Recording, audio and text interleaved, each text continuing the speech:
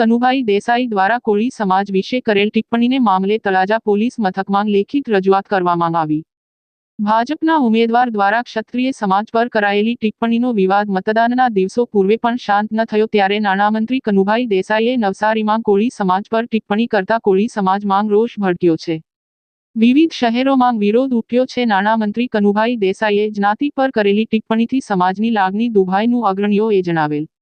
કોળી સમાજના અગ્રણીઓએ જણાવેલ કે કોળી સમાજ જ્ઞાતિ દ્વારા પાર્ટી પાસે કોઈ અપેક્ષા રાખવામાં આવતી નથી અને મજૂરી કરીને પેટ ભરતો સમાજ ક્યારેય હાથ ફેલાવતો નથી.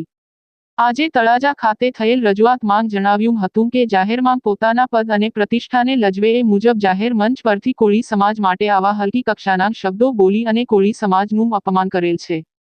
સમાજ અને રાજ્યમાં અશાંતિનો માહોલ ફેલાય, લોકોમાં રોષ અને વૈમનસ્ય ફેલાય એ મુજબનું કૃત્ય કરનારા વ્યક્તિ વિરુદ્ધ ધોરણસર કાર્યવાહી કરવા કોળી સમાજ અગ્રણીઓ પોલીસ સ્ટેશન પહોંચ્યા હતા.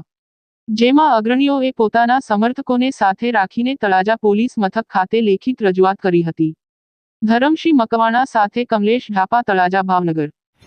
શિવાભાઈ વતાભાઈ ડાબી, ગામ પાદરી ગોહિલ, તાલુકો તળાજા, જિલ્લો ભાવનગર. આવેદનપત્ર અમે માનનીય મહેરબાન શ્રી પીએસઆઈ સાહેબ તળાજા અમને એ બાબતમાં આપવામાં આવ્યા હતા કે પારડીના ધારાસભ્યને ગુજરાત સરકારના નાણામંત્રી દ્વારા વલસાડ લોકસભાની અંદર જ્યારે જાહેર મંચ ઉપરથી ભાષણ કરતાં કોળી સમાજ વિશે જાતીય ટિપ્પણી કરી અને અમારા સમાજની ભાઈઓ બહેનો અને માતાઓની લાગણી દુભાવી છે.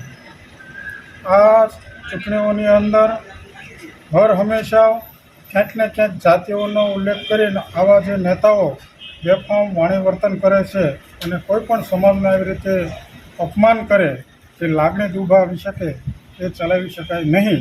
ત્યારે આજ રોજ અમો દ્વારા પોલીસ સ્ટેશનની અંદર ફરિયાદી બની હું અને ગૌરંગભાઈ બાલેદિયા રહે તળાજા એ બંનેએ ફરિયાદી બનેલ છે અને માનનીય પીએસઆઈ સાહેબશ્રીને પણ વિનંતી કરેલ છે કે આ ધારાસભ્યો સામે આ જે કાંઈ બેફામ વાણી વિલાસ કરવામાં આવ્યો છે, અમારા સમાજની લાગણી દુભાવવામાં આવી છે.